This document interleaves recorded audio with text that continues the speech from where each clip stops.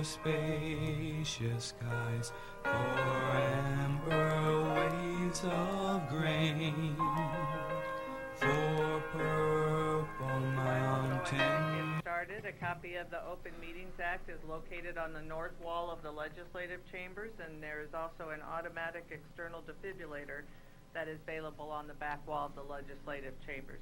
Please stand for the Pledge of Allegiance. I pledge allegiance to the flag of the United States of America and to the republic for which it stands, one nation under God, indivisible, with liberty and justice for all.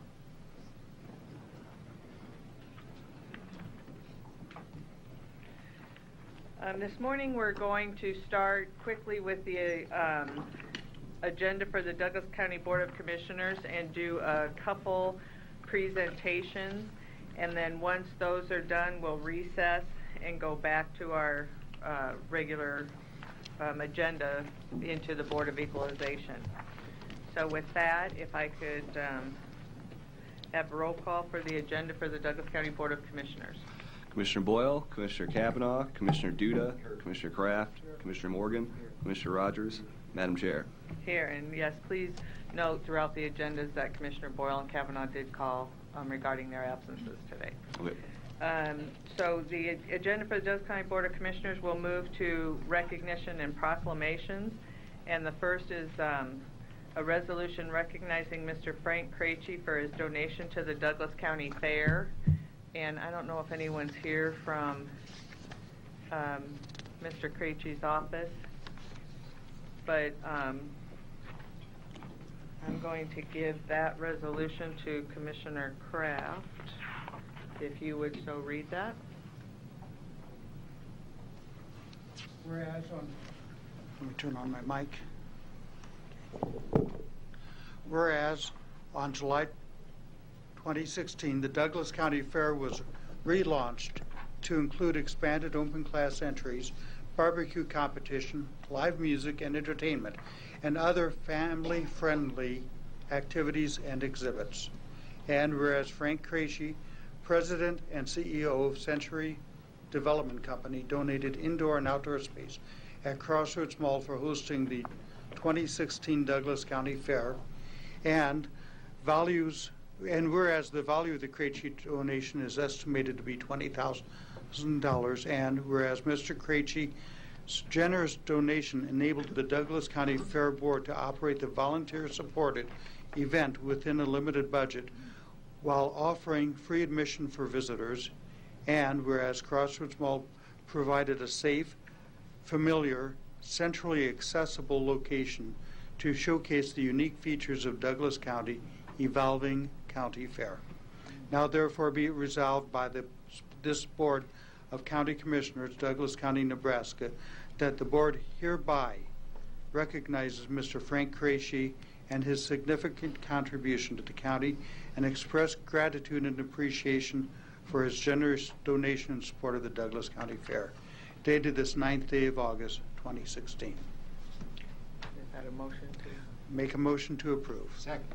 There's a motion by Commissioner Kraft, seconded by Commissioner Morgan. Any questions or comments on that? Commissioner Duda? Just,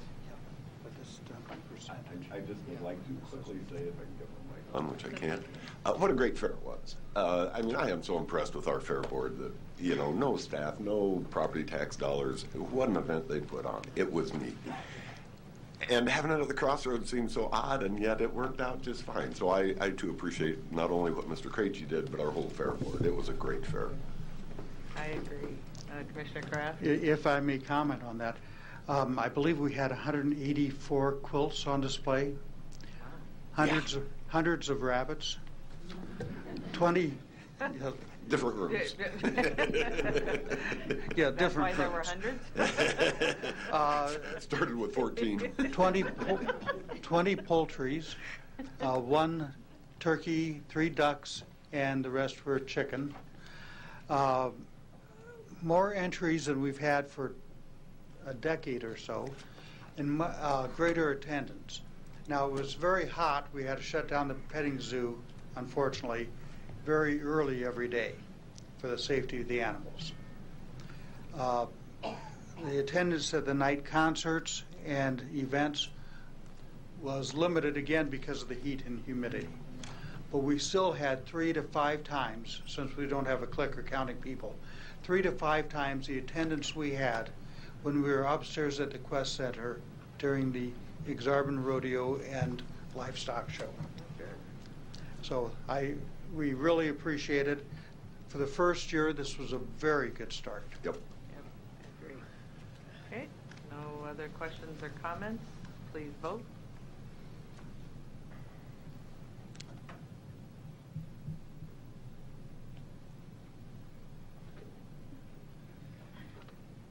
Commissioner Duda. Motion passes.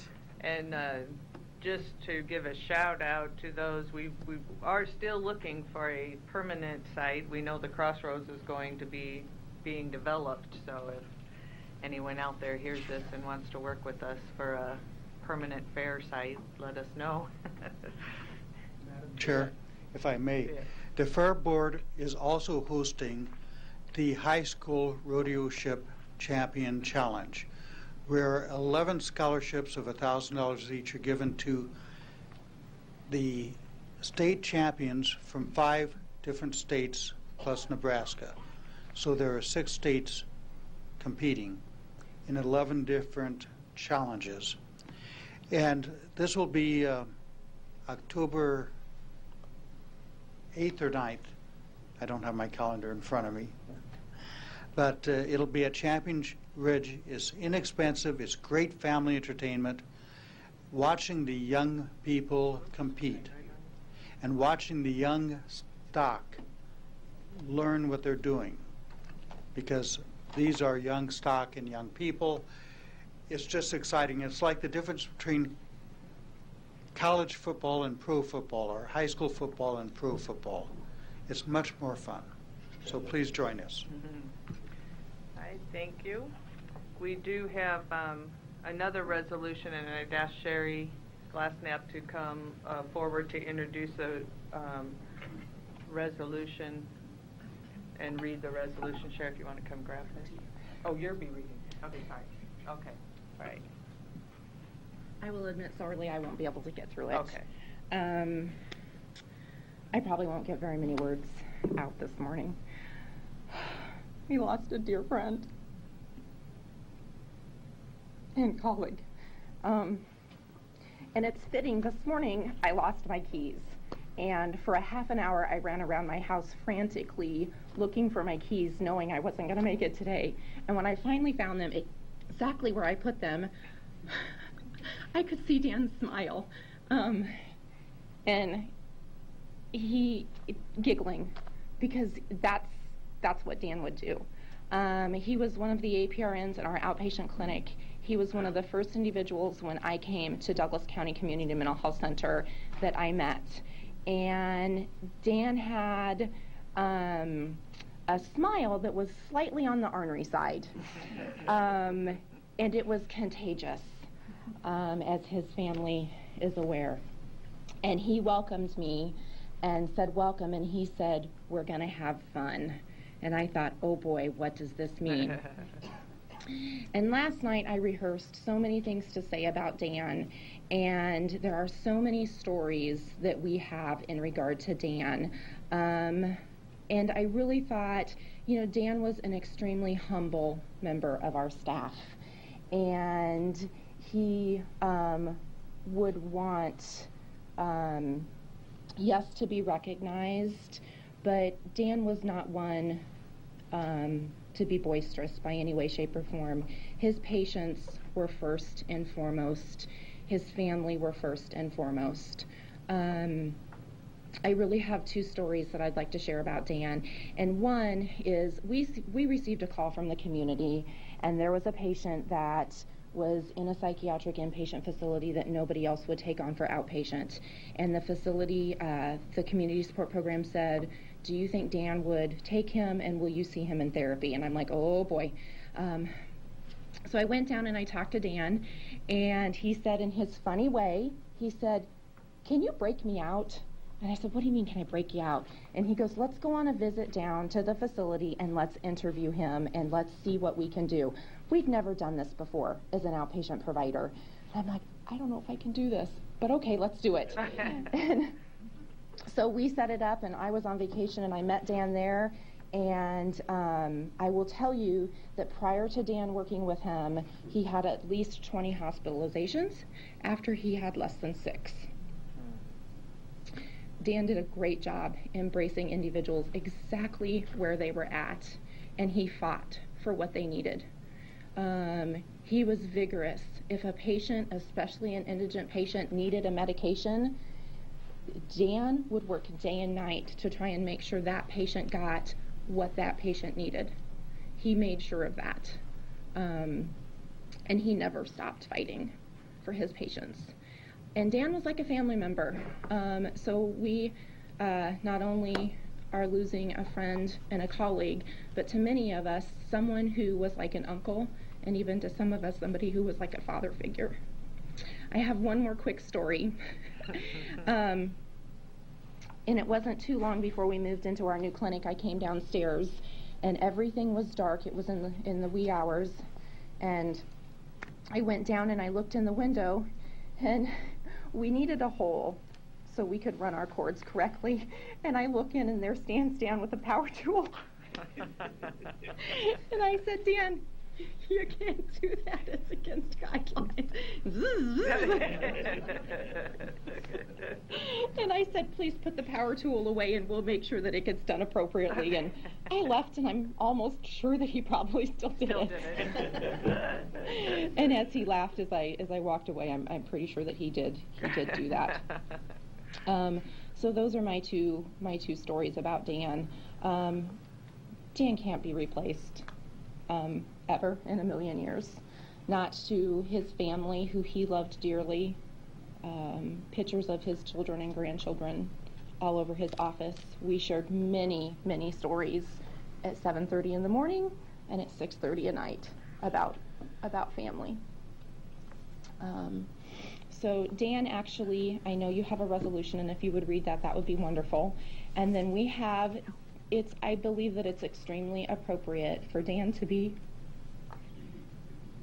the Community Mental Health Center's last Spirit of Excellence winner. And we are dedicating that to him. And if anyone deserves it, it is Dan. So, do you guys have anything to say? Would you like to come up? No. Yes? Okay. No, that's fine. This is Nancy. This is Dan's wife. Oh, hi. And you have a family in us forever. And if you ever need anything, you know our number. Commissioner Duda? I have the resolution, but actually the statement that I believe you wrote. Dr. Kozlerich wrote that. All right. Well, I like it better than the resolution, and I prefer to read that. It's a nice resolution, but the essence of what it is saying is this. The final Douglas County Community Mental Health Center Spirit of Excellence Award belongs to Daniel A. Brune, APRN. Dan cared for CMHC patients for nearly 9 years until his unexpected and untimely death on June 28th of 2016. Dan was an immensely impactful, silent leader at the Community Mental Health Center. He was a true example of actions speaking louder than any spoken words. Dan modeled those characteristics that every human being wishes they could possess, including acceptance, understanding, empathy, and compassion. Dan had the unique ability to accomplish this with a professional, calm, and inviting demeanor. Dan's dedication to his patients, colleagues, and work was beyond reproach. Truth be told, Dan was a Spirit of Excellence Award winner every day he came to the CMHC to care for patients. Dan was respected and loved by his patients and coworkers. He will be sorely missed, and we hope Dan's values and spirit will continue to guide the Community Mental Health Center. Thank you. I would move approval of the resolution. Motion by Commissioner Duda, seconded by Commissioner Kraft. Please vote.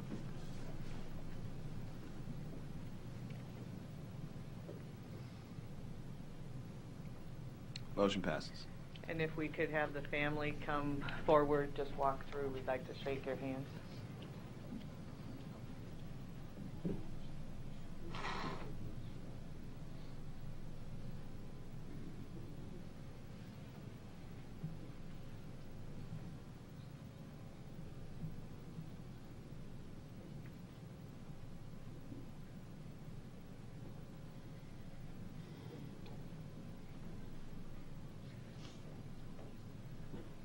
With that, we will, I need a motion to recess out of the Board of Commissioners and enter into the agenda for the Douglas County Board of Equalization. Motion by Commissioner Duda, seconded by Commissioner Kraft. Please vote.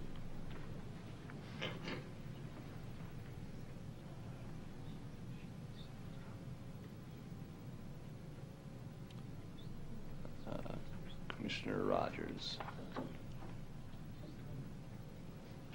Motion passes. Roll call for the agenda for the Board of Equalization. Commissioner Boyle, Commissioner Kavanaugh, Commissioner Duda, Commissioner Kraft, Commissioner Morgan, Commissioner Rogers. Madam Chair. Here. Item A, approval of the minutes of the Board of Equalization meeting held Tuesday, August 2nd, 2016. And item B, call for a meeting and set Tuesday, August 16th as a date for hearing on certified assessment corrections reflecting the addition of omitted property to the tax rolls or increased value on property. Is there a motion to approve A and B? Motion by Commissioner Duda, second by Commissioner Kraft. Please vote.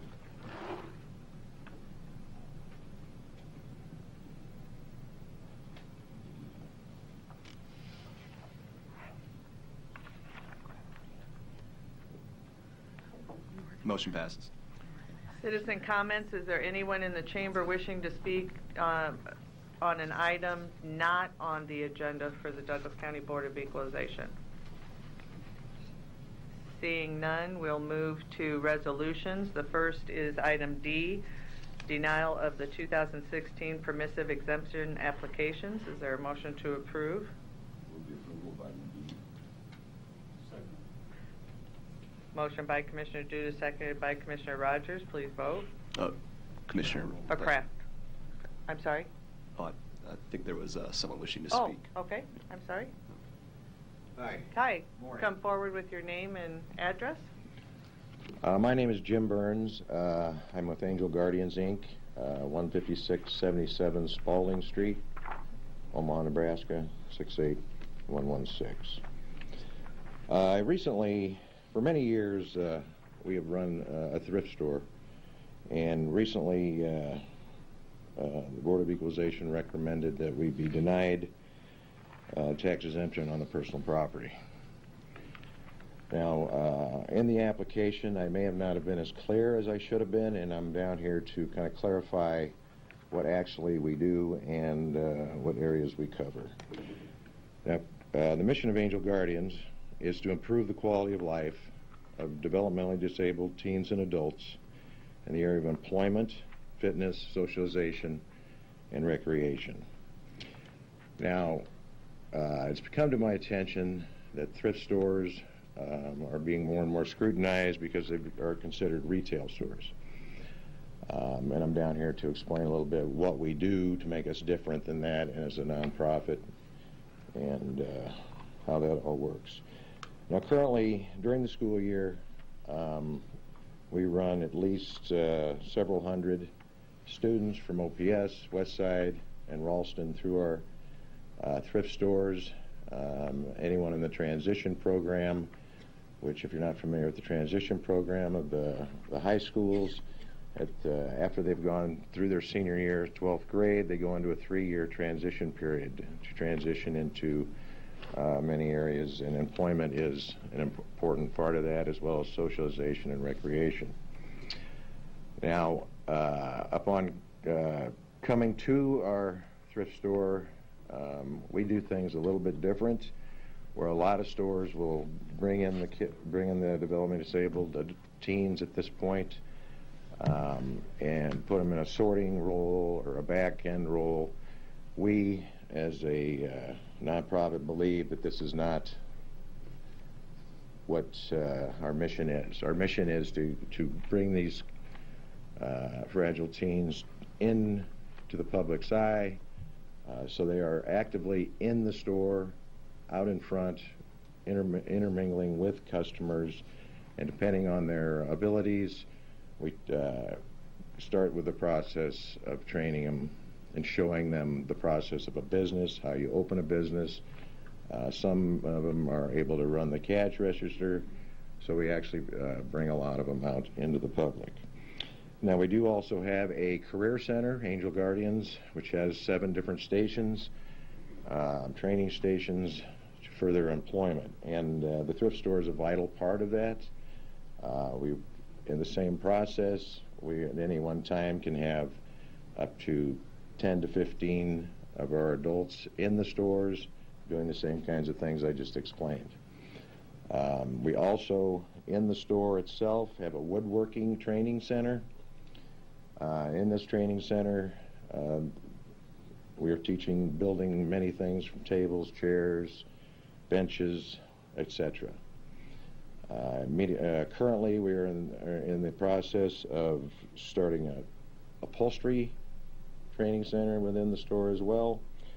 And anything that the adults build, and if they're put on the floor for sale, they participate in the profits. They are basically split between the individuals and not the store. Secondly, we are also another plan we have in motion is setting up ovens in the store to start doing some retail work where we had at one time done dog biscuits, and we're in 23 different Hy-Vee stores for retail, which they will again participate in. One story I'd like to tell you a little bit about. Now, the store is not labor intensive. Generally, there's no more than 2 employees in the store at any one time. So it's harder for us to employ full-time individuals. But we do employ, at the current time, 2 employees with developmental disabilities, one being Leroy. Leroy is a 45-year-old developmentally disabled adult. He came to us and at the time had never had a job. Now, did we need his skills? Did he have the skills to do the job? At that point, no. So we hired him anyway. And after 6 months, Leroy, if you guys would come out and look at Leroy and see what his sense of accomplishment is and his avid excitement for being employed, it would just amaze you. And these are the kinds of things that Angel Guardians, I believe, as a mission, are more innovative and have more quality services than a lot of our other competitors. I don't know if you're aware of the new guidelines from the federal government that are passing through the states at this time, but it's more and more geared toward employment. And we are changing that as well, and we've always been in that area. We believe that this is the right path. And secondly, if any of you are familiar with, we have run a recreational center, the VSP Club, which is located at that address that I mentioned to start with. We've been over 11 years in the recreation socialization of adults with developmental disabilities, and we've run over 1,200 events as of to date. I think we are one of the leading. If you look out there, there's very few opportunities for socialization and recreation. And so I'd also like to invite anybody out there on a Friday or Saturday night at 6 o'clock and come out and look and see. There's nothing more enjoyable than seeing these developmentally disabled adults get together just like any other typical adults. How they interact and socialize and different events, and a lot of them involve taking them out in the community. If there's any questions, I'd certainly like to address them, and I appreciate your time. Thank you. Commissioner Kraft? Yes. What was the address again? The address of Angel Guardians, do you want the address of the store itself? Yes. Okay, now that is one thing that I had sent an email to correct that, but the address does not match the parcel. We have a couple of different thrift stores. The address on the is 2820 North 90th Street, but the parcel ID and the description match a different address. And what is a parcel ID? 301369.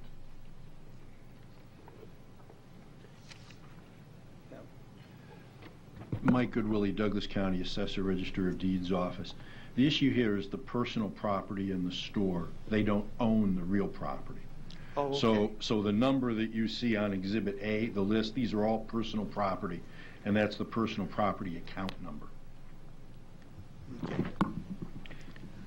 So, are you done, Commissioner Kraft? Yes, sir. Who owns that real property then? That real property is owned by a landlord, which is Applewood LLC. Yeah, we do not own that property. We lease the property. So, Mr. Goodwillie, do you have anything to add on this one? Well, the primary use of the property is what controls the exemption, not necessarily the use of the proceeds. We think the property itself is used in connection with a retail store that isn't, the act of running a retail store isn't necessarily charitable in nature. There are some wonderful side effects, obviously, but the property itself is used to sell commercial goods. Is the person who owns, or the corporation or whatever, are they a 501c3? No, the building itself is taxable. The exemption application, what we're talking about today, is the personal property in the store, shelves, fixtures, items of that nature that Angel Guardians owns. But the landlord is out of it for the purpose of our discussion today. That's a taxable building.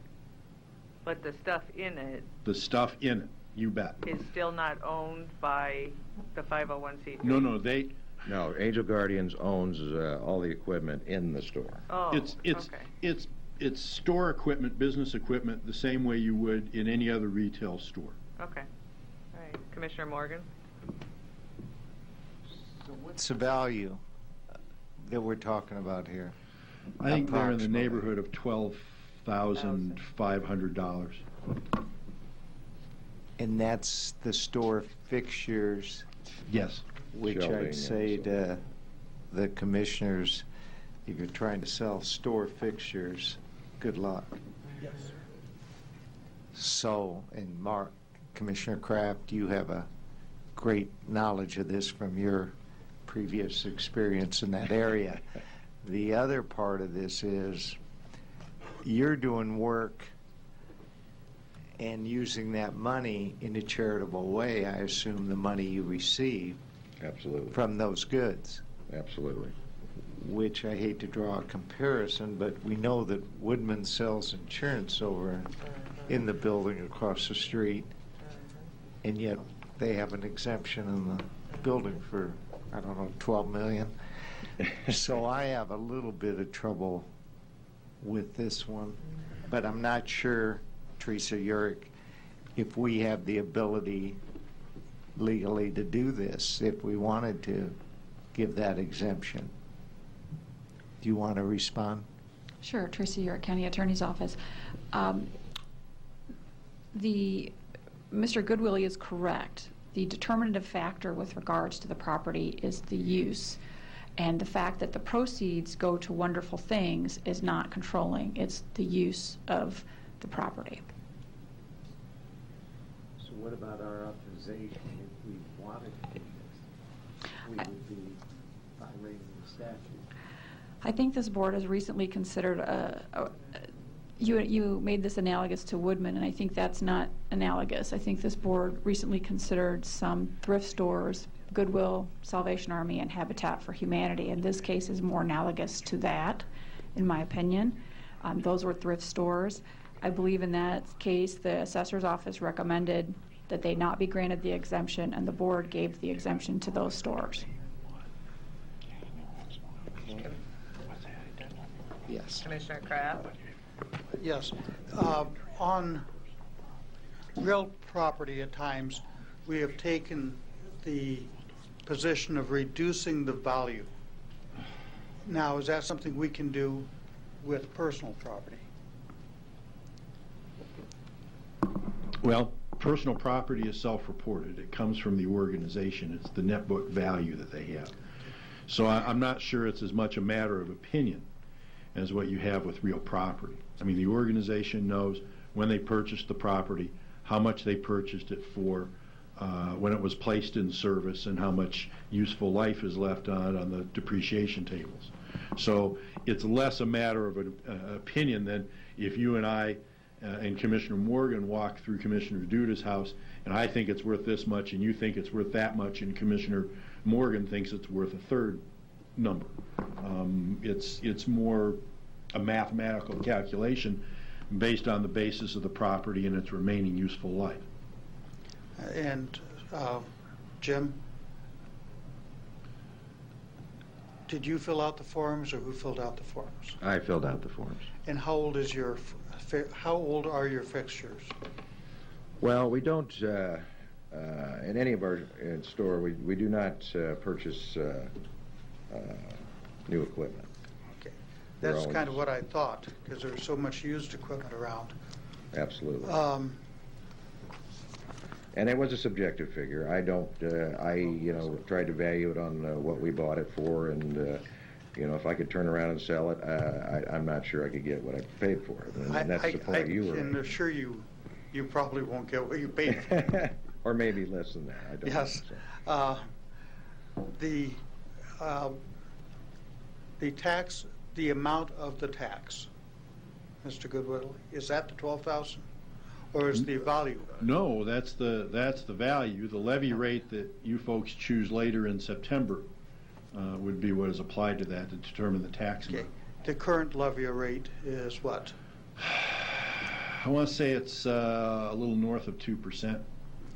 Okay, $12,000, 2%, $240. Okay.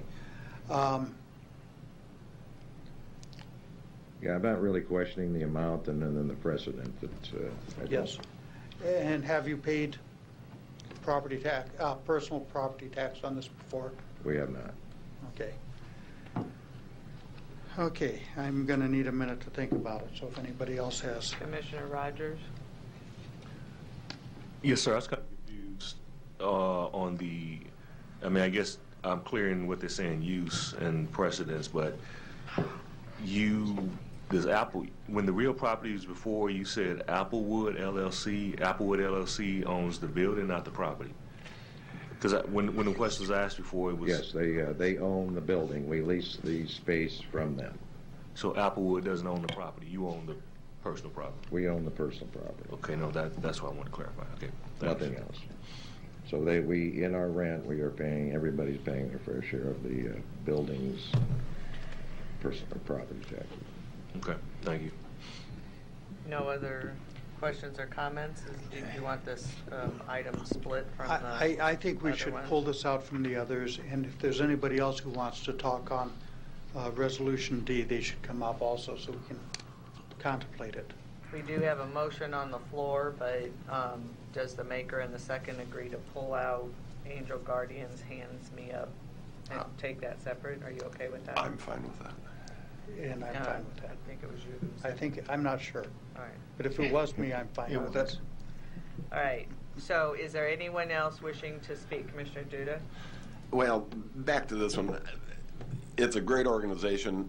I'm not questioning the value of what you do, but I'm going to be siding with the assessor here, I think, out of consistency, that the question isn't, is it good work, but by law, is it supposed to be taxed? That's the question I'm going to be focusing on. And one thing I guess I failed to mention too, as treating us as a retail store, there are times when throughout the year that we actually give away some of the merchandise, and that is for, at times there are very needy families that come and ask, and through our heart we may give them a bedroom set or some things, items that bedding, or, anything that does this happen every day? No, but we do. This is part of our overall mission. Okay. Thank you. Commissioner Kraft? I go back to the issue where the tax commission allowed a motel in, was that Kearney, as a tax-exempt entity to raise funds for what the money went to, the museum. With all due respect, Commissioner, if you read that opinion closely, the fundraising was secondary to the argument that without this hotel, there wasn't a place to stay within easy driving distance of that place, so people needed to stay there so they could see all the attractions. Initially, the organization made two arguments.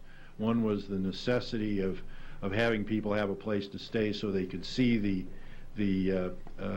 all of the attractions at Pioneer Village, and the second was the money argument. In the opinion, the money argument kind of went away. It focused on the need to have people stay nearby to be able to see all the attractions. So with all due respect, I'm not sure that case turned on the money piece. And I'm going to go to that case and say, with all due respect, the people employed most likely would not be learning the skills they're getting, have the essence and meaning of life they currently have. By the way, is the Autism Center of Nebraska in the list of the personal property? Because I'm on their board, and if they are, I need to abstain on that one. On Autism Center of Nebraska. Well, if they have business personal property that they use for their administrative work in their office, that one's probably come and gone. Okay. But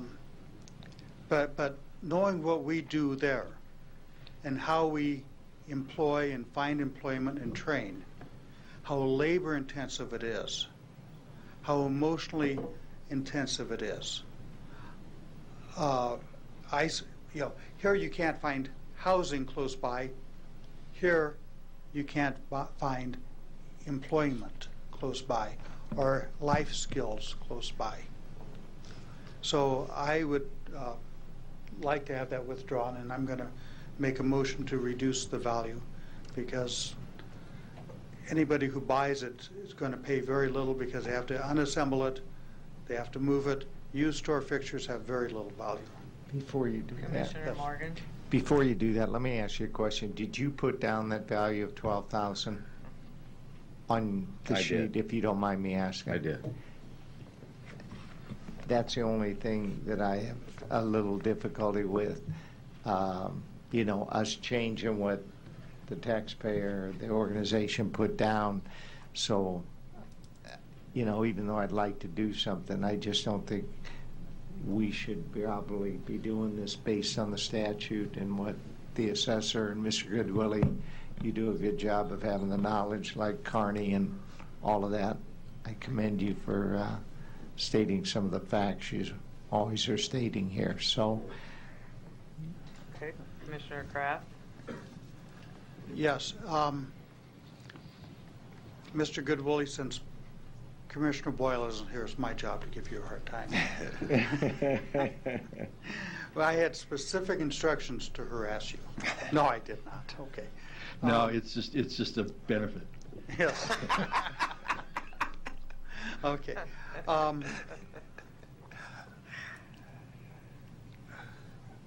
Used store fixtures are so labor intensive. Once they're assembled, you have to unassemble them when you buy them, because otherwise you don't get very many pieces on a truck. They take a lot of space in a warehouse, and they don't turn, meaning sell, overnight. Many times you'll have to hold something on for 3 months, a year. I've had pieces I had to hold on to for many years because it doesn't fit today's style, today's need. The person doesn't know you have it, who needs it, all those things.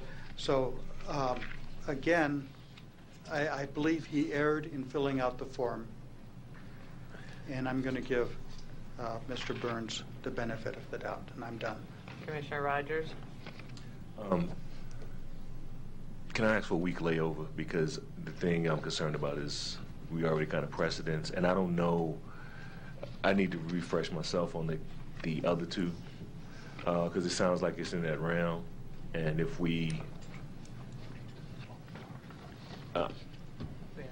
yeah, I mean, I'm just, I need to revisit what would happen with the other one, because it seems like some precedent's been set, and I don't want to my gut says do it, but I just want to re-examine some of the basis of it. Because the basis that I made the decision last time, I want to see if that's in the same realm.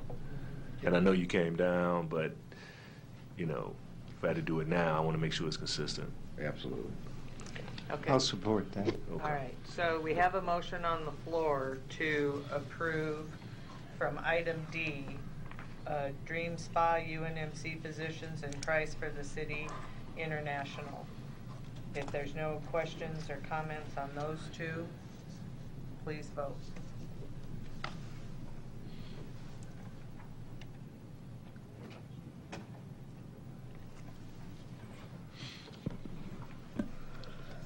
And now, Commissioner Rogers, you wanted a week layover? Yeah, for the Angel Guardians piece. Angel Guardians, is there a second? I'll second it. Motion by Commissioner Rogers, seconded by Morgan. Any other questions or comments? Please vote. Just give us one moment, please. Thank you.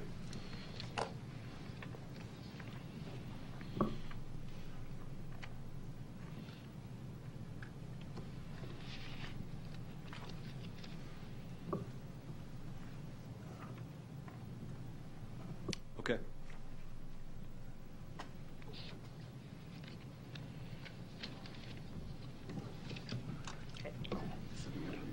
Okay, thank you very much. Commissioner Duda. Thank you. I'm trying to vote yes. This won't let me come in. I'm voting Well, yes. but okay. this won't know. Motion passes. Okay, thank you.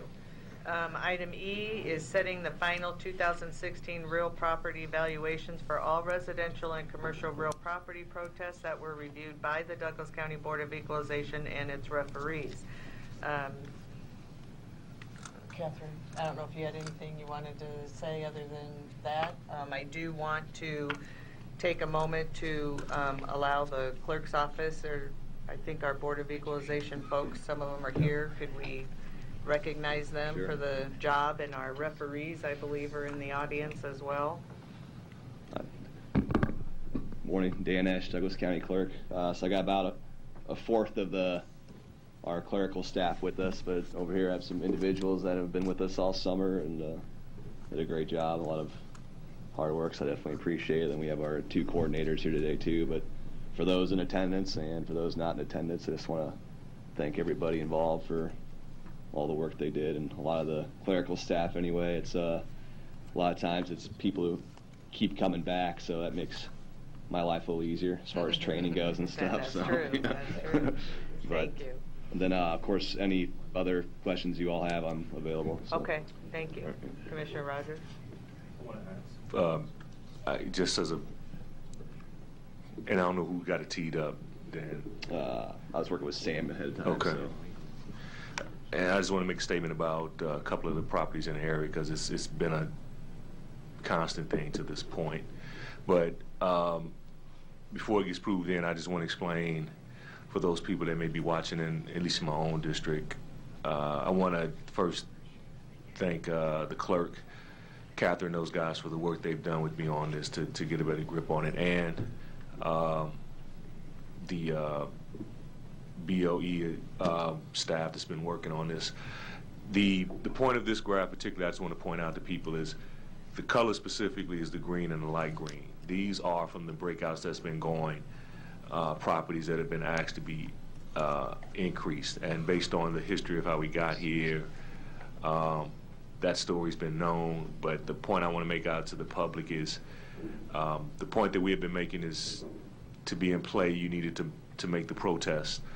And people took that up, got the materials, made their case. And as you can see from the darker greens and the yellows up to the darker greens, those protests have been taken in consideration, and there's been some changes there more than in the county.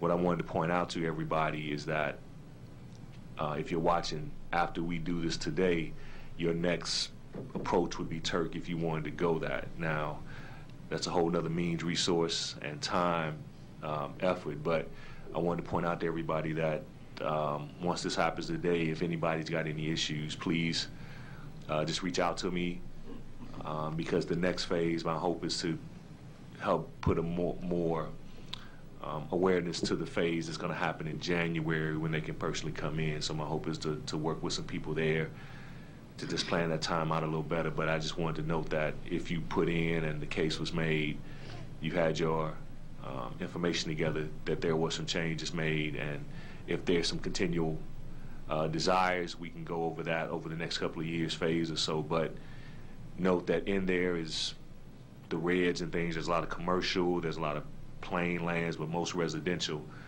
met the goal that most people wanted to some degree. So, I mean, Madam Chair, I just wanted to point that out for the visual and put that in before it moves. And thank the BOE staff, Dan, Catherine, and all the help in getting there. It's been a real educational period for the last 8 months on this. So I appreciate everybody's work on it. Yeah. And if I can add, just the GIS department helped us out a lot on, well, all this really, as far as getting this map done. So, but if Commissioner Rogers touched on it, but just for those watching, basically you can kind of see on the left, the legend on the left-hand side there, the darker greens would be those who received increases, but in many of these areas they were actually requesting an increase. And then the closer it gets to red, that means there was a decrease, and then kind of the light yellow would be there was the protest received no change. But this right now, we're gonna, sure if anyone's watching, they're probably interested in it, and we'll have it on the Board of Equalization website. I don't, as far as the turnaround, I mean, obviously I want to get out there as soon as we can, but so anyway, if anyone's watching and was interested in looking at this map, we do plan on having it, but we wanted to, you know, see the vote go down first before we put the information out there. Yeah. So no, it's been a great tool. You guys did a good job on it, and I appreciate that. Thank you. I think it'll be a good tool for the public too once it gets out there. Yeah. Commissioner Kraft? Yeah, I was going to talk about the public access to this because I knew it was your intent. Any idea how long it'll be before it's available to the public? I'd have to talk to, I said something to Mike Schoenlaw, GIS, about how I wanted to get it out there as soon as we can, but I don't know. I don't know how much work that involves. So I don't think I would assume that it should be sometime this week, maybe even today or tomorrow, but I'm just not 100% sure. Will it have all the features that the internal website has? Yeah, I think the only difference would be is if you clicked on a parcel. So I'll just click on this one right here. It has coordinators recommended change. I think what we'll do is, assuming that is approved, we'll change that to approved value or something like that. Change. So that'd be the only difference is that I could think of off the top of my head that will happen, but everything else should be the same. Because I spent easily an hour and a half or 2 hours playing with it. At home looking. Well, at I think some it could of the help values. people if people are unhappy with any decision that happens today and they want to try to figure out whether or not they can go to Turk. Maybe a visual of what happened around them might help them make a decision whether or not they think it's worth going to appealing to Turk or not. And I agree with that. Yeah. Thank you. Yeah. Thank you, Dan. Mm-hmm. I know we do have one, maybe two folks that want to talk about their items. You want a motion first? Mm-hmm. I would move the approval of item E. Second. Okay. Yes. I want to at least separate particularly parcel 174057236, because that's my own property. So. Oh, okay. Okay, Right. the motion specifically does not include that parcel number. Okay. And the seconder is okay with that? Mark? Oh, yes. Okay. All right, with that, we do again, I believe there's one for sure that wants to speak, maybe two, so if you want to come forward and provide us with the parcel numbers and state your case. My name's Jim Waldron. I'm an attorney here in Omaha. I'm appearing today on behalf of the LARH Trust and its trustee Rhonda Hawks. Parcel number 1627462926 2692. Last four numbers, 2692. Recently, the property has been valued for purposes of our discussion today. The property is located at 1446 North 142nd Circle. The property has been valued most recently, land at $409,300, improvements at $3,480,700 for a total assessed value of $3,890,000. We have been before the board before on this property. Back in 2013, we were back before the board, at which time, and we are requesting this valuation to remain the same. The valuation total of $3,635,500.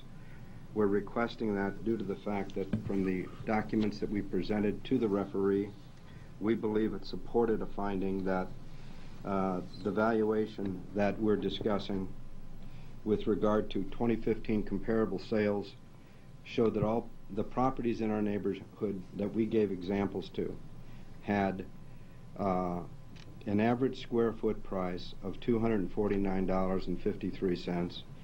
Our property is assessed at $366 per square foot, and we're requesting an assessment of $342 a square foot.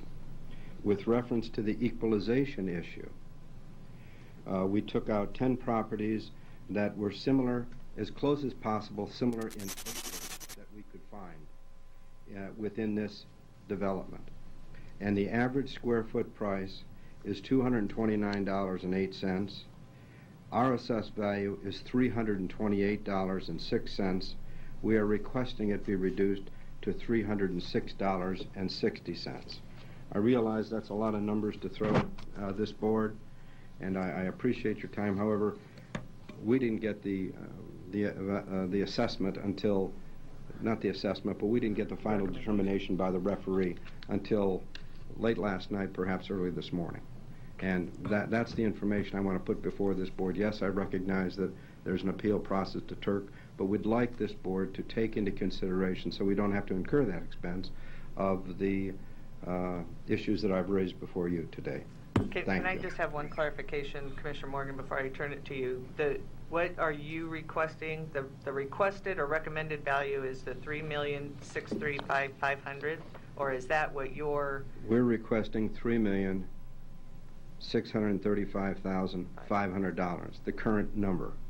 Okay. That's the current number. The assessed value, or the appraised value that we just, the notice that we just received regarding the valuation, the referee did not take our argument, and it's assessed at $3,890,000. Okay. All right. Thank you. Commissioner Morgan? Yeah, that's, Mr. Waldron, thank you. It seems to me with the numbers that he's given us, it's an appropriate request. Now, the only thing I'd say to that, I'd like to be supportive of this and keep it where it is, because the other part of this is much higher than the other square foot. But the other thing is, it's a little challenging in Omaha to sell properties in the $2-3 million range. There's very few buyers. Again, I'm wondering if we have that authority to go ahead and do that. I think we do. So if that's the case, I'd make a motion that we go ahead and grant Mr. Waldron his request. Okay, so let's do this. There is a motion and a second on the floor. If the board is in agreement, we'll just leave it, or we'll do it as an amendment to that motion, if everybody is agreement with that. Is that okay? Yeah, so I'd make then a motion to add the amendment to keep it the same at that $3,635,500. Yes. Okay. $3,635,500. Right. Yes, ma'am. Okay. Is there a second? I'll second that. So let's vote on the amendment.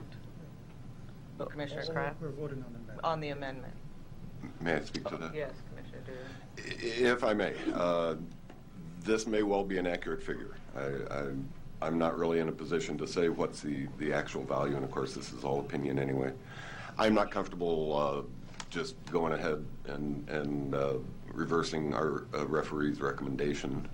We haven't even heard from them, and I think it's asking for trouble if we start meddling too much with these recommendations. I intend to support the referee's recommendation on this. Thank you. Okay.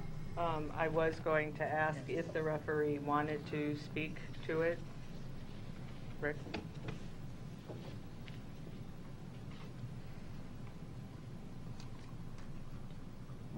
Morning. Rick Coder, referee coordinator, Douglas County Board of Equalization. Thank you for the opportunity. I actually refereed this with these folks when they came in. We were a little short, so I did a lot of the grunt work myself on it. We've run into a situation with these big, massive, huge, fancy properties.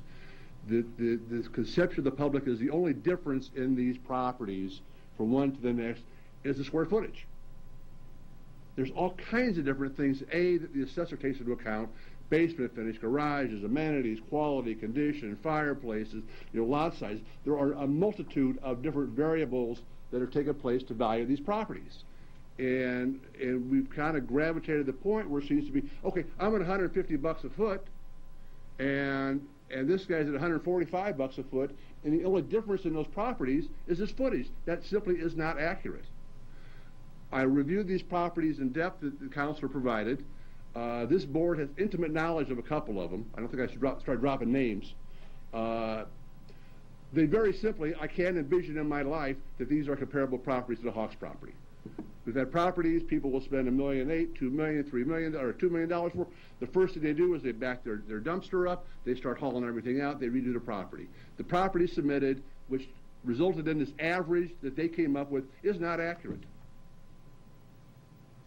And to say that, the difference is it's not right. That's my 2 cents. Okay, thank you. Commissioner Morgan? It's okay, I'd ask you a question. Certainly. I think, if I heard correctly, Mr. Waldron stated, maybe I didn't hear it accurately, I thought that the prices were $80 or something less per square foot on the comps, and they're putting theirs at over 300 and some, so I don't think he's taken it way back. Mr. Waldron, what were those numbers again that you said the average? Excuse me. With regard to the valuation support that we offered, we're being assessed at $366 a square foot. We're requesting $342 a square foot. And what did you say the averages were in that Linden All properties estate? reported $249. So I appreciate your passion about your work, and I thank you for your work. But I don't think they're going back to saying, we think it should be at that.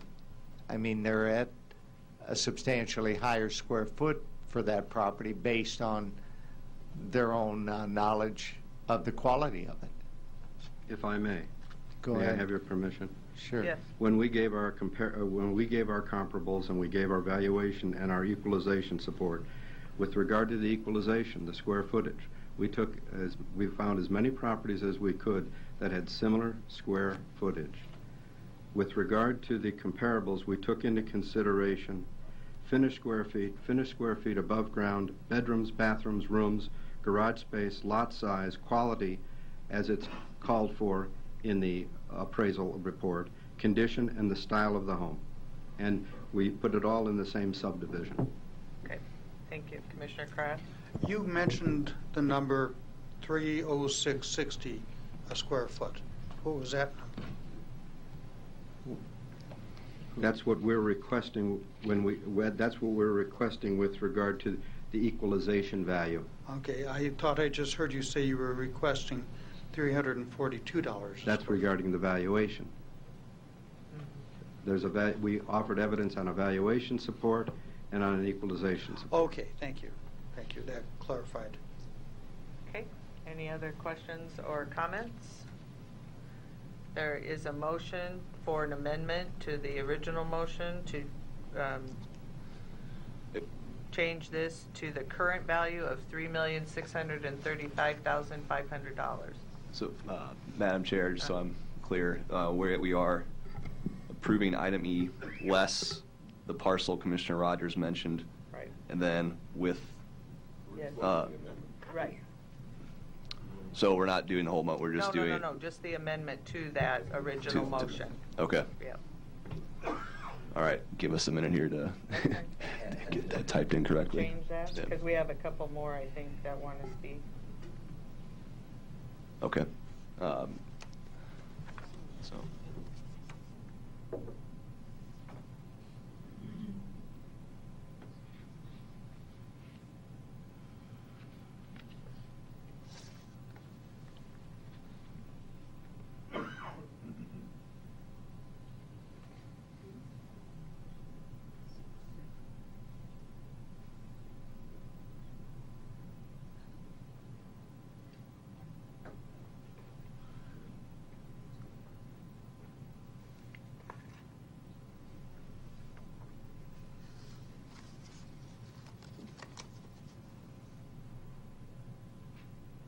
Thanks for your patience. You can go ahead and vote now. So this is on just the amendment.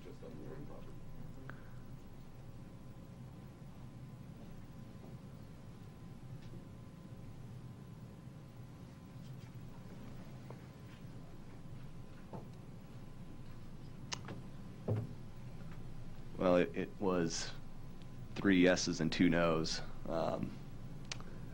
And I didn't think about this scenario. Is that?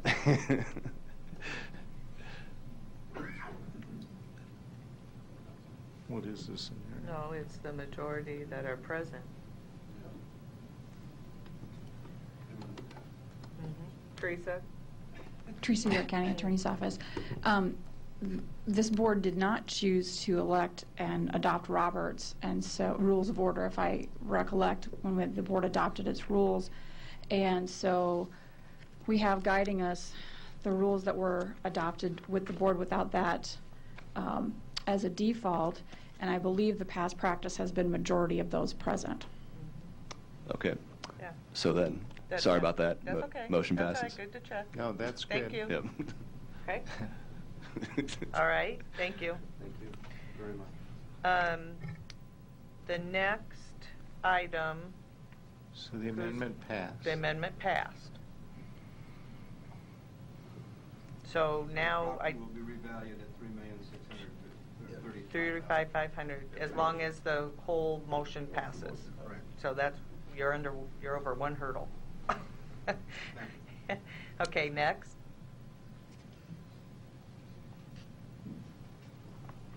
Good morning. Good morning. Is this on? Yes. Okay. I'm Carol White. I'm the real estate manager at Lyman Ritchie Corporation, 4315 Cummings Street, Omaha, Nebraska 68131. I have 4 parcels I'd like to visit with you about today. They are 01035200013, 010348 0012, 01352 0012, and 01035 00004. Okay. If you would like, I can show you an aerial image Yep, of. that'd be great.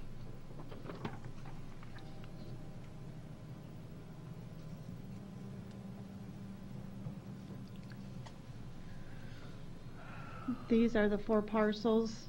Obviously, it's a active sand and gravel mining operation we have located out on 200. This is Ida Street, and then this is Highway 64 to the north.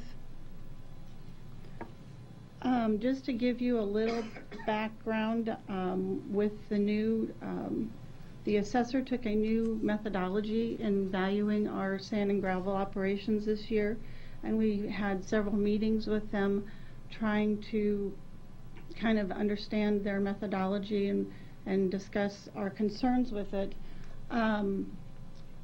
It appears to us that the assessor is taking a methodology that has been tried by Cass County Nebraska in the past, and it has been decided by the Supreme Court that you can't target sand and gravel mining operations because for mineral production or anything like that, because the ground next door to us could have minerals. So if you're gonna assess us for minerals, you need to assess everyone for minerals. In our meetings with the assessor, we were told that we supplied a copy of the Supreme Court case to the assessor's office. In our meetings with the assessor, we were told that they didn't really feel like they were targeting our sand and gravel mining operations, that anytime something like this, anytime water was exposed, they were going to value it at its highest and best use, and that it would be a residential subdivision someday, no matter how long it took to mine. They did a present value calculation. I think they used 20 years it would take us to mine the property, and then they did a present value calculation back to get a present day value. So during our discussions with the assessor, we were asking, obviously we've been mining out here for a while. If we were to start a new parcel of ground and start mining it, how would you assess it? And we were told I would have to start assessing it immediately as a highest and best use residential subdivision, even though it would just have, a little pond. Typically, we've been on this site since 2007 or 2008, so it typically takes us a number of years to mine a parcel of ground. We don't know, obviously lake subdivisions are very popular right now. We don't know if that's going to always be the future. So based on what the assessor told us, that any particular parcel that might have water on it, he would assess as a, and I'm talking about Chief Deputy Baines, I'm sorry, he would assess as a housing subdivision. I went out and did a little digging to see if we were being equalized with some of our neighbors. So in our tax protest, we provided this list of various parcels that I found are 4 parcels that are listed at the bottom, and then here are 9 parcels I found that you can see our values are substantially higher than these other parcels. I can show you by example, and a lot more of these you're going to see there, what we would consider nearer in term to being a residential subdivision, because they don't have active mining going on with them right now. So we found this particular parcel, and this is, so it obviously has a body of water. It's the first one I had listed that's being valued at $4,700 an acre. This is obviously contiguous to the first parcel. This is being valued at $2,100 an acre.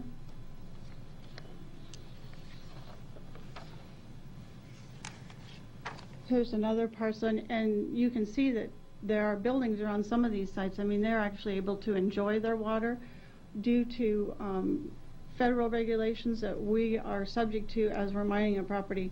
No one can enter our water when we're mining a property. We're subject to the Mine Safety Health Act, which means absolutely no swimming, fishing whatsoever when we are in an active mine site.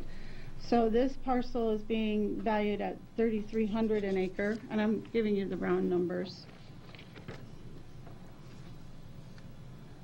This parcel is being valued at $4,000.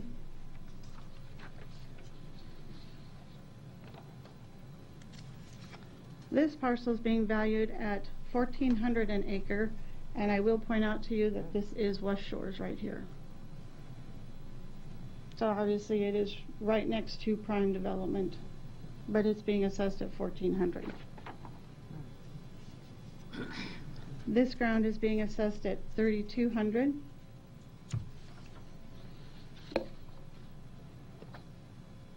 Obviously this ground adjoins that, and it's being valued at $3,100 or close to $3,200. And then interestingly, I found our competitor.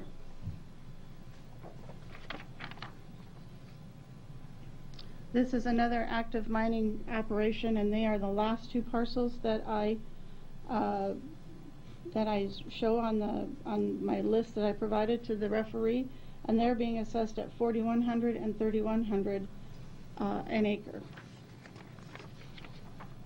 And to refresh your memory, we are at a low, we are at $5,100 and as high as $8,000, and I believe the $8,000 is because the assessor took that particular parcel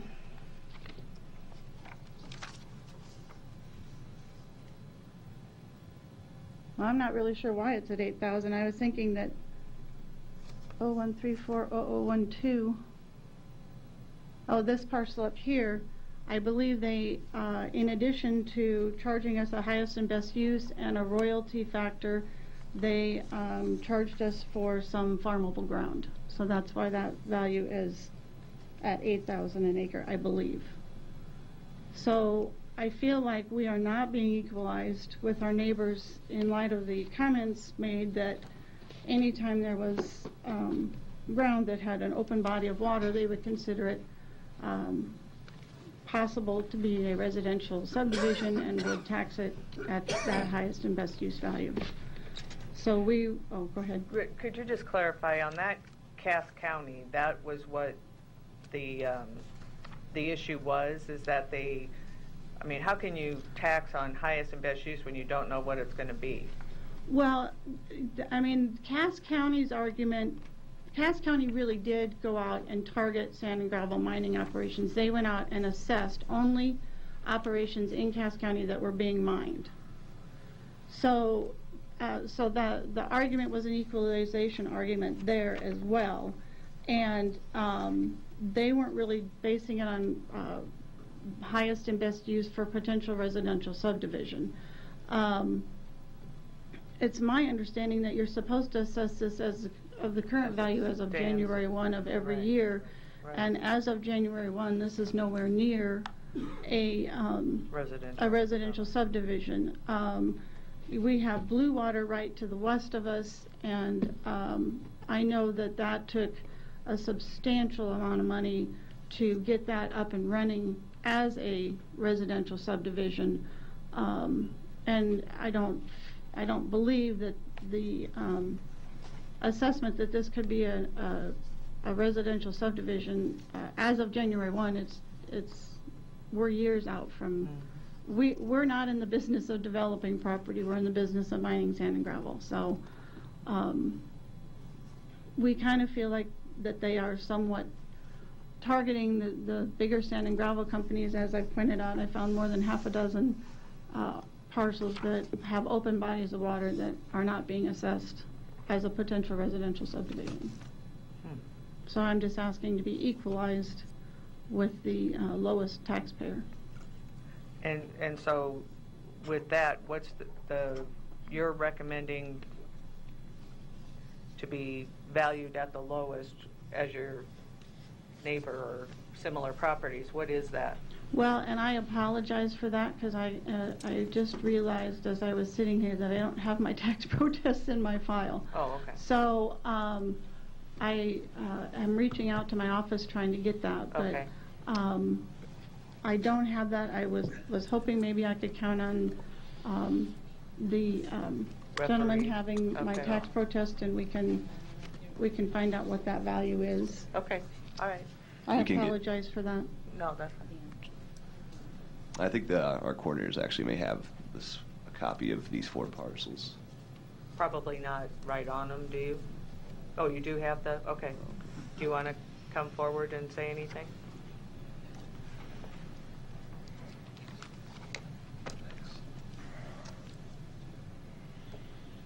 Rick Coder, Coordinator, Douglas County Board of Equalization.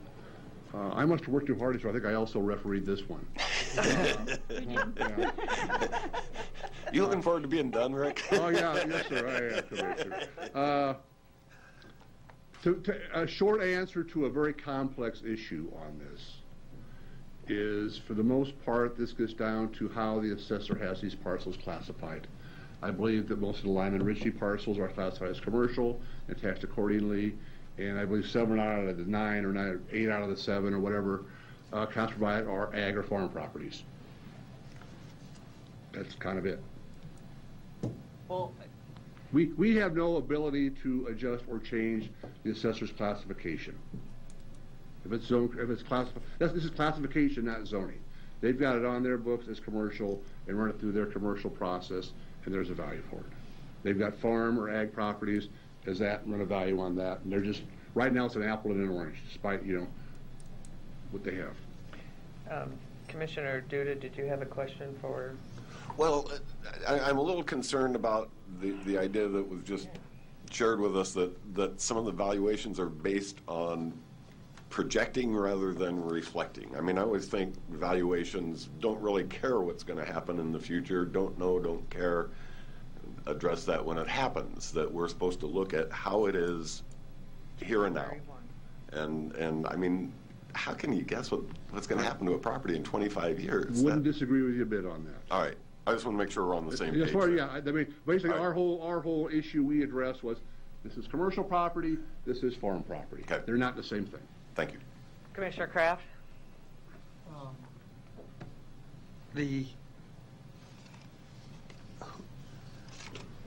So your property is zoned commercial, correct? Most of our property is zoned agricultural because we have to come in and get a conditional use permit to mine it. Okay, but it's classified at the assessor's office as commercial. Is that correct? I am not sure that all of it is classified as commercial. That's where the problem is. Okay. And who assigns that classification? Anybody who can answer that, please. Hi, Jack. Jack, come on forward. Jack Baines, Assessor Register Deeds, Chief Field Deputy. To answer your question, yes, I'm the one who classifies those. Basically, sand and gravel pits generate an income, and that's how I value them, is based on the income stream. The answer to your question about a proposed value from the future, the future income has a direct influence on the value as of January 1st. When these properties are done pitting out, they go on the market and sell. Whatever they sell for, they're the highest and best use. It may be a subdivision, it may be just a lake lot. I don't know. But what I look at is the actual sale of the property after the pit is closed. And I think I had 3 sales of properties, and we use that as our benchmark to value that property as of January 1st. Were you done, Commissioner? No, I'll come back. Okay. I'm thinking. Commissioner Rogers? So you're using the value of other pitted out properties, and you're using the value of other pitted out properties, what they sold for, to apply to the current when they're still in use. Yes. Yeah. The future income. It's called the reversion of the property. How does that cross with what's being said of that particular property on the day and its current use? I see what you're saying, but that sounds. You're trying to estimate the income of the entire property in the future and bringing it back to present day. So if an investor was going to buy the property today, he'd buy it for the income the sand is generating, and he'd also buy it for the reversionary value, or how much he could sell it for after that is pitted out. Yeah, but that's not actually what it is. I mean, but that's the general accepted methodology for these kinds of practices. You'll find in the state statutes where they actually recommend you do this. So we haven't been doing it that way. Correct. It has not been done this way in the past. If I may, Mike Goodwillie, Douglas County Assessor Register of Deeds Office. If I may, the definition of actual value, which is the standard we're supposed to use, talks about what a willing buyer would pay a willing seller for the property, each buyer and each seller being fully informed as to the range of potential uses that property would have. So I think what Jack is saying is, if you were going to buy one of these parcels, you'd ask yourself, well, okay, what's it going to produce in the short run in terms of the mineral interest, but also further down the road, is this going to have some future value? And that would affect your purchase price.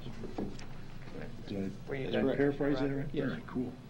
Now, part of the property still has agricultural use to it. So that part is classified as ag. But as they pit that out, that ag use diminishes. And it becomes commercial. Yes. So you got, I'm assuming that part there that looks like That a upper atomic right. bomb hit it or something That's- is a pit. Yeah, all that. No, the other part. I'm just saying all that, with color, the white, it looks like a. Corner, I think. Yeah, up above Everything that's black is what, pitted? That's That's water, yes. Everything that's black is water. Yes. Okay. I'm just figuring out what model this is. I mean, so It's called the discounted cash flow. it's kind of cash flow. What and is it just used on mining operations, or is it used on what? Pardon? Is it just used on mining No, operations? it's used in a wide variety of properties that have future income. You're trying to predict how that influences value today. Okay. Generally, you take a direct approach. You take a direct cap against the total income. If we did that, this thing would be worth millions. And so we try to buffer that by looking at what the present worth of today's dollar is from the future benefits.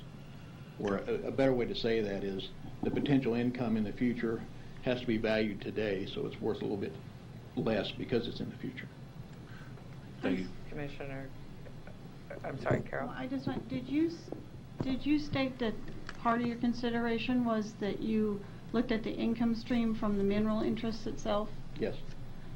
So I would suggest that if they're going to look at an income stream from our property because we happen to be mining it, that is exactly what Cass County did, and that is what the Supreme Court has ruled against, that you cannot say, well, they're mining, so therefore we get to tax a mineral interest because our next door neighbor could have minerals, so therefore you need to go tax the next door neighbor for their potential mineral income as well.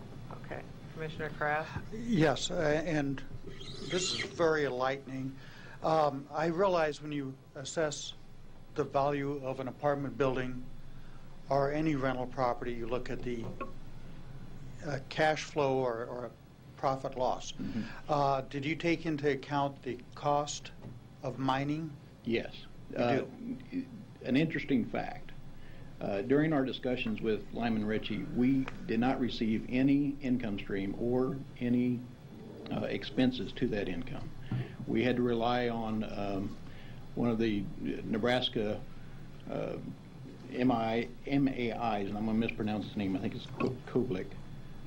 He's one of the recognized experts in the field, and he's the one who says that the income is based on 25 cents a ton or again, I'm going to mispronounce or misstate some of this stuff because I don't have it in front of me. But what we generally did is we, as conservative as possible, estimated what their income stream would be because they wouldn't divulge it to us. We don't pay a royalty on this ground because we own it. So we don't pay ourselves a royalty. So there is no income stream of so much a tonnage we pay ourselves. And the reason we did not divulge information is it's very proprietary in nature. If this weren't land that we didn't own, I don't believe any other mining companies provided any. I believe we were the only mining company that came forward and tried to have discussions and tried to explain that much of the material they were asking for was very proprietary in nature, and mining companies aren't going to divulge that because then they're going to know what our competitor is doing. One of the things that bothers me, and I think we need to adopt a policy when we're changing our methodology in anything. We need to inform before we change it those people who are being affected. Give them ample time to think about it, to adjust, and to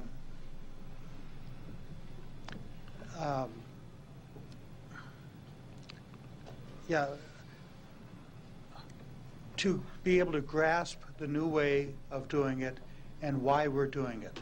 So to blindside somebody by doing it this year, it should perhaps have waited till next year after notification to everybody who is mining that we're taking a new approach.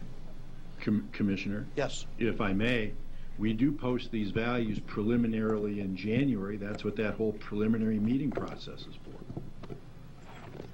Which is a relatively new process. I know, but nonetheless, I realize it's obviously the taxpayer has the opportunity to look at their new value online. They can come meet with us. Obviously, they can come meet with us. They've had meetings with our chief deputy appraiser.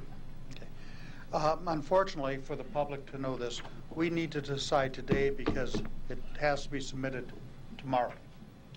Yeah, and Carol, can you state what you're asking the board for? We were asking to be, while we don't agree with the methodology, we went with an equalization argument. So we were asking, I believe the values we requested in our tax protest was what we have done with the county before. And the values, I believe, are what I would constitute as waste acres, because this is generally, it's an ag ground when we start it. We do farm it until it gets to a point where there's no farming to be had on it. In ag ground, obviously you can't farm open water, so it was in years past it has been a waste value that's been applied to the open water until such time as there's a change in use, which would be somebody coming in and plotting this, buying this ground from us and plotting it for a residential subdivision. Then you have the change in use and can proceed with it actually being a residential subdivision. So, using the analysis, I was in a used furniture store the other day talking to the owner, because I used to be my type of business, and they're taking chest of drawers. He paid, I'm going to make up numbers, okay? He paid $50 for this solid wood, beautiful Thomasville chest of drawers. And it's normally would sell in the condition it was at $99. But because of the condition, he decided to paint it. He painted it and tricked it out and made it look attractive and has $350 on it. Okay? So that's future value. What should that be priced and taxed at?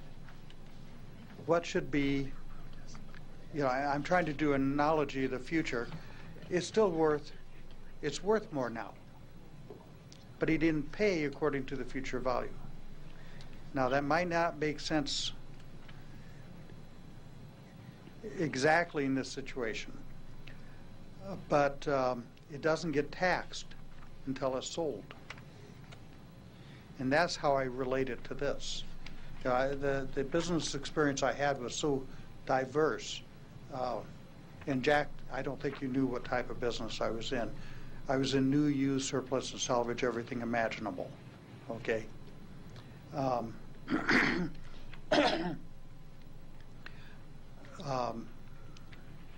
So I bring perhaps a different perspective. But I just cannot see your method being used at this time. This is complex. I wish we could lay this over so I could study it. I really do. And I don't know how I'm going to vote on this yet. What was the value you were asking on the equalization again? We've pulled those up, and I will tell you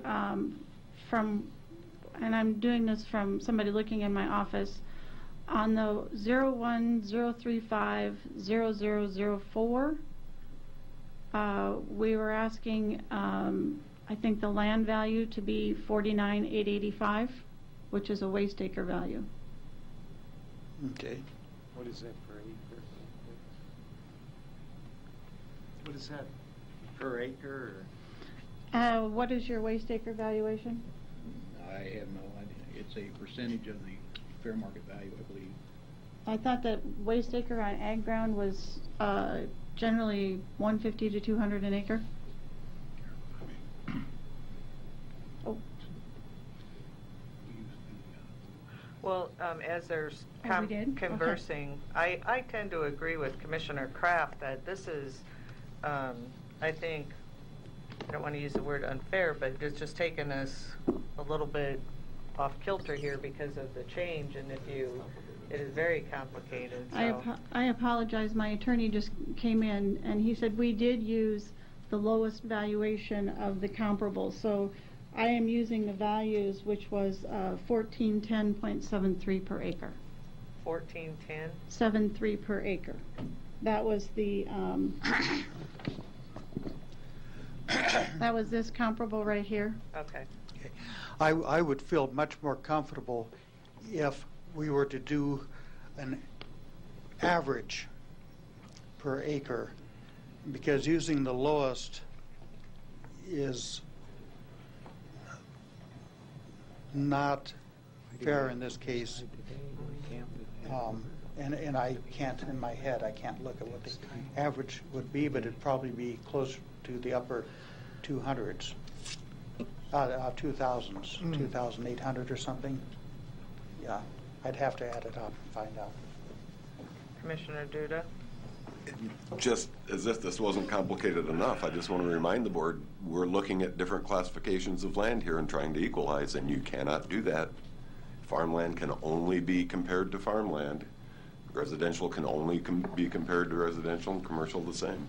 The classification of the land is a pretty big factor in how we treat this. May I respond? Commissioner Kraft? Yes. But how is the classification determined? Is it arbitrary?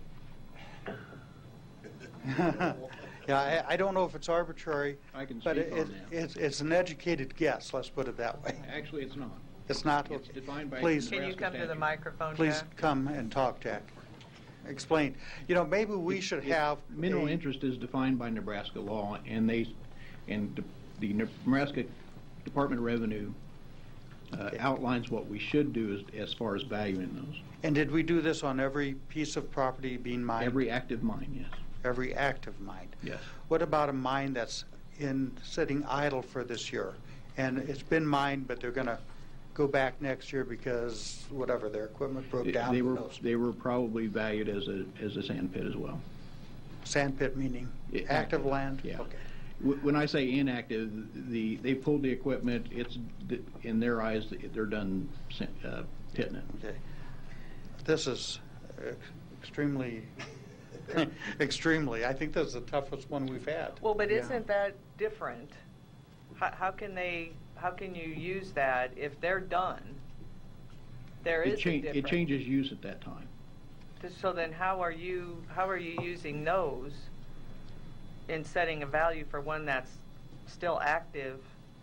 There's no income from the sand. There's income from the proceeds of the sale. I think Blue Water was a inactive sand pit when they purchased it. Right. They purchased it for a certain dollar per square foot. Right. They put money into it, and now they're selling it for a certain dollar per square foot. Right. Different use in each step. It goes from ag use to a sand pit, a commercial sand pit, to a piece of land that's being sold to a developer or whoever. And then that developer takes it, and then he turns it into a subdivision. You know how to do that. Okay. And just the top. The majority of my comparables are old sand pits. So,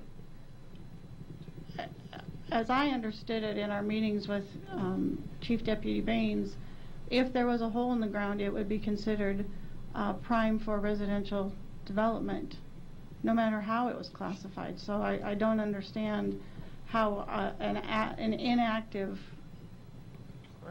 you know, and I don't understand how an inactive pit now gets $1,400 an acre, and I'm being charged, or we're being charged for a future subdivision. Their property is more near somebody coming in, buying it, and prepping it for a housing subdivision than our property is.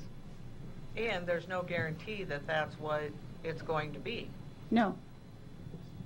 It took, Blue Water, we owned the property that is now Blue Water, and that sat idle for 8 years, 7 to 8 years before we sold it.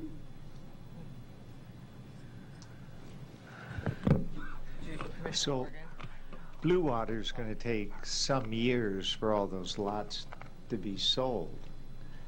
So how close is the value of this compared to what Blue Water sold for, the land, the acres?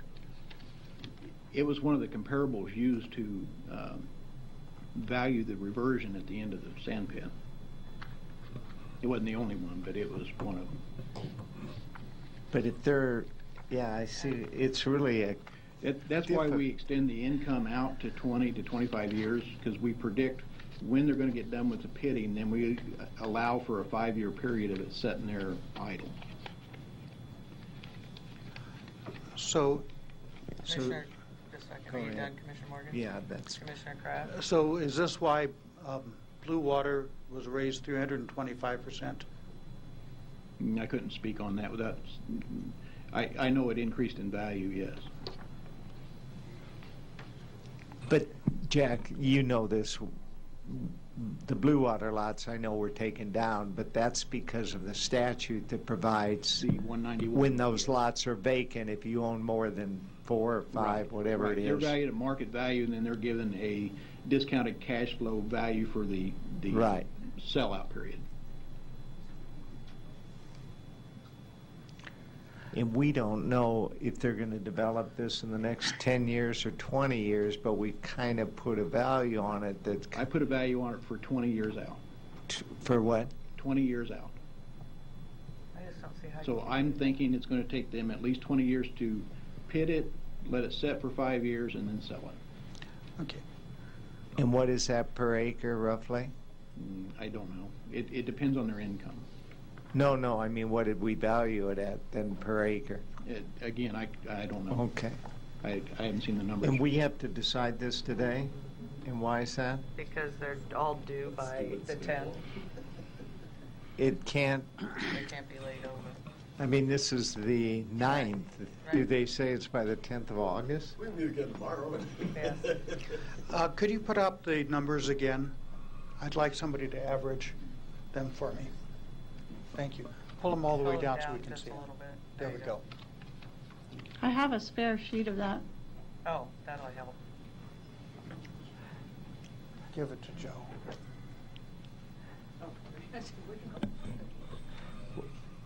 Commissioner Morgan?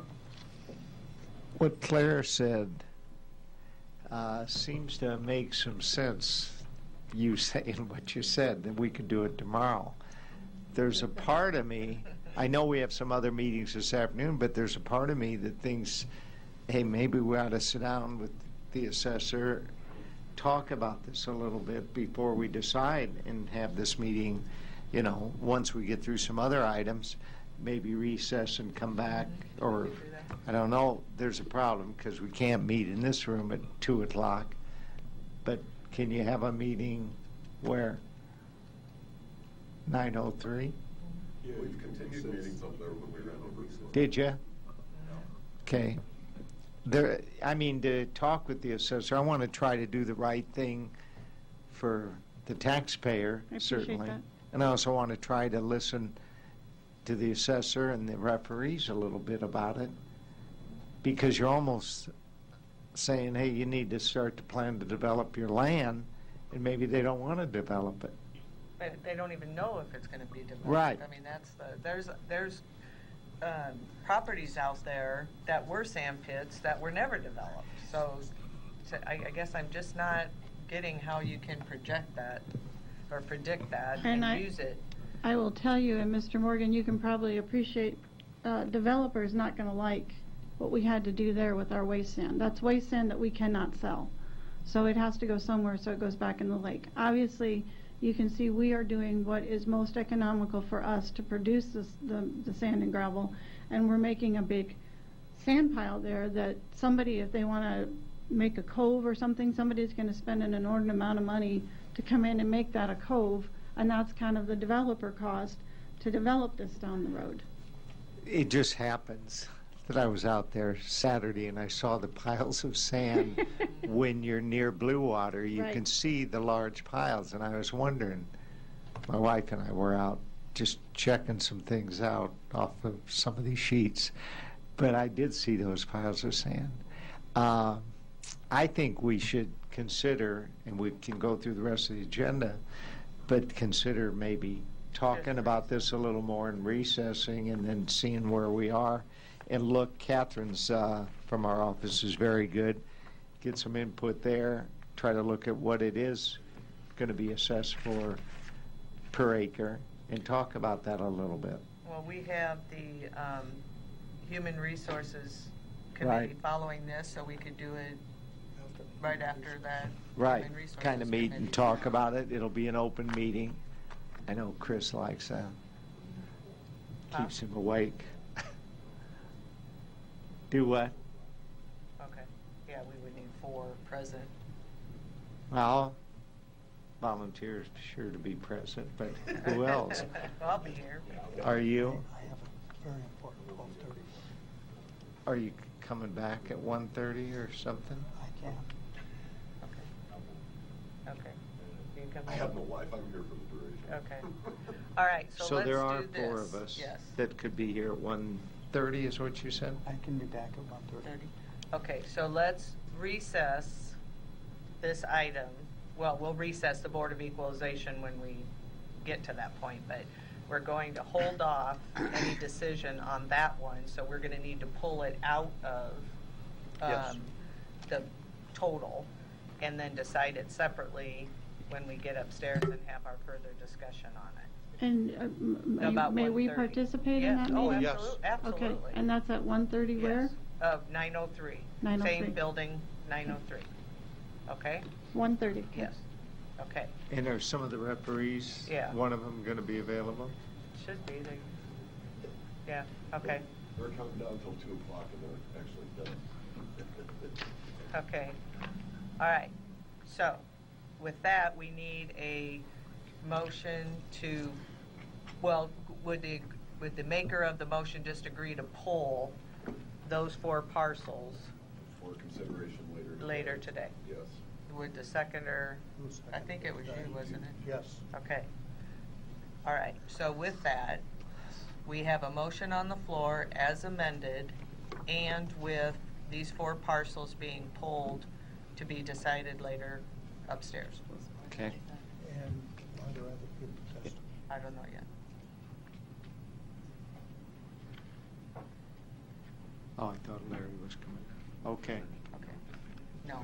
Are there any other individuals wanting to speak about an item on the protest?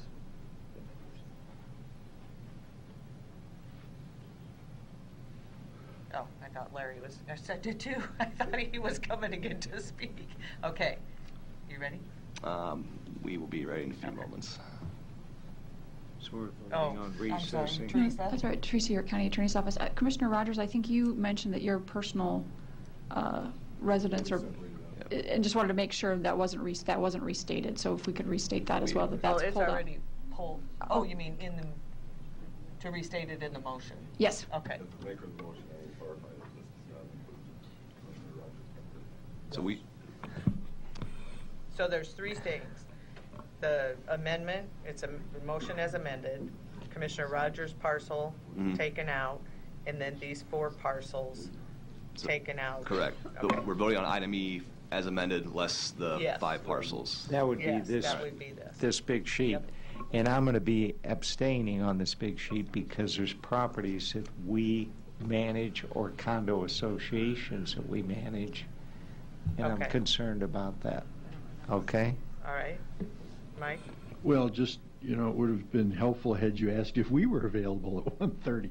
We're going to need to check our schedules, but we can do that. Okay. Sorry, our bad. Just assumed you were going to be since you're county employees. Okay, please vote.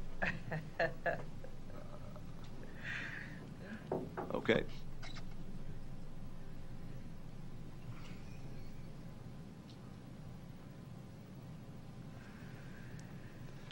Motion passes.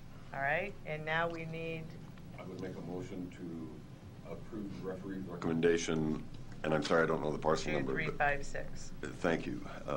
2616 North 32nd Avenue, parcel 174-057-2356. Okay, is there a second? Second. Motion by Commissioner Duda, seconded by Commissioner Morgan. Please vote. One moment, please. I was going to have it reassessed, Chris.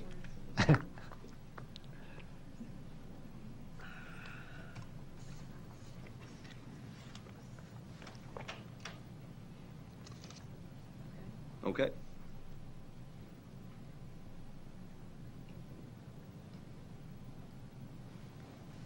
Motion passes. Okay, and did we still need, okay.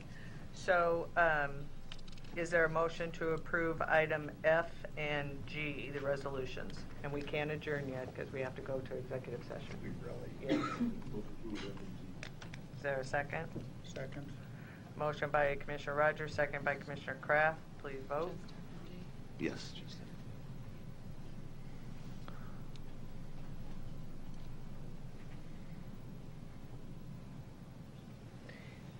Motion passes. So now I need a motion to go into executive session for litigation purposes. Motion by Commissioner Rogers, seconded by Commissioner Duda. Please vote. Please vote.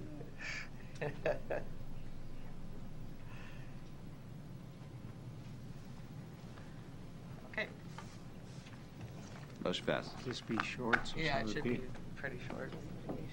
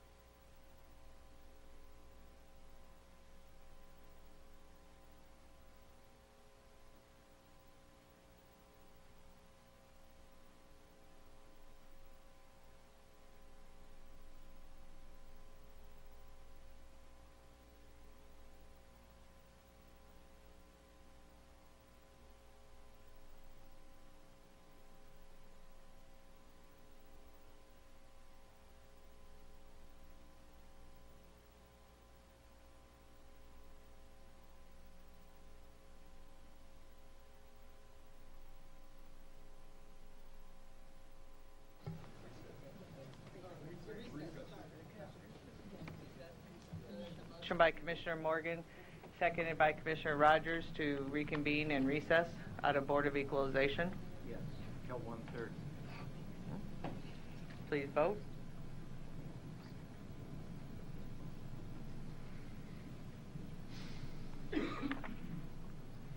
Motion passes. We will now go back to the Douglas County Board of Commissioners. Roll call, please. Commissioner Boyle, Commissioner Kavanaugh, Commissioner Duda, Commissioner Kraft, Commissioner Morgan, Commissioner Rogers, Madam Chair. Here, and please note, there is a note that our Board of Corrections is postponed until Tuesday, August 16th. So item A, approval of the minutes of the Board of Commissioners meeting held Tuesday, August 2nd, 2016, and item B, approval of claims submitted for payment processed through Tuesday, August 9th, 2016. Is there a motion to approve A and B? Motion by Commissioner Duda, seconded by Commissioner Rogers. Please vote. Now I'm abstaining because of checks. Checks, okay. Well, Majority present. motion passes. Next is a consent agenda, items A through H. Is there a motion to approve? Motion by Commissioner Duda, seconded by Commissioner Rogers. Please vote.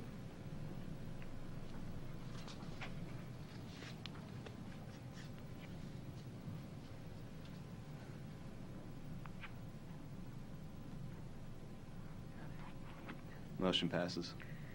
Committees, the first is the finance. It's just the committee budget report as presented unless Commissioner, I'm sorry, what? Oh, citizen comments. Is there anyone in the chamber wishing to speak to the board about an item not on the agenda?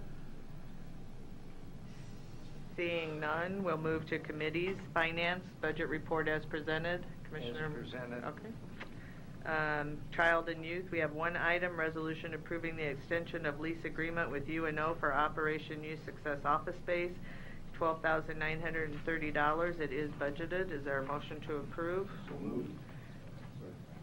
Motion by Commissioner Duda, seconded by Commissioner Rogers. Please vote.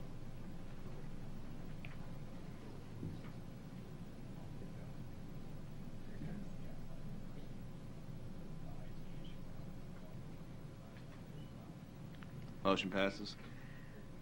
Human Resources, the weekly personnel report from Civil Service as presented, unless there are questions or comments. No legislative items at this point, and then we do have a Human Resources meeting following this meeting up in room 903. With that, we do need an executive session for purposes of litigation. Is there a motion to go into executive session for litigation? So moved. Motion by Commissioner Morgan, seconded by Commissioner Kraft. Please vote.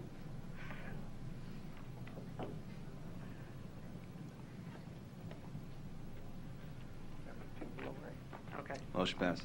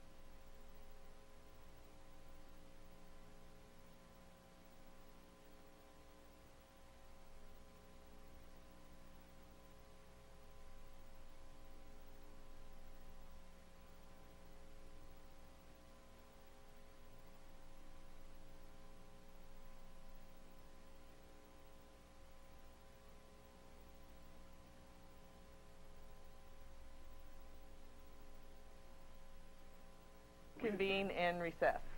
Board equalization recess. At 1:30 up in 9:03. Oh, yeah. We adjourned to board equalization. Yes, thank you. Motion to reconvene and adjourn because we recessed out of Board of Equalization. Okay, very good. Okay. All right. Thank you, Chris. All right, please vote. Motion by Commissioner Kraft, seconded by Commissioner Morgan. Will you see to it that...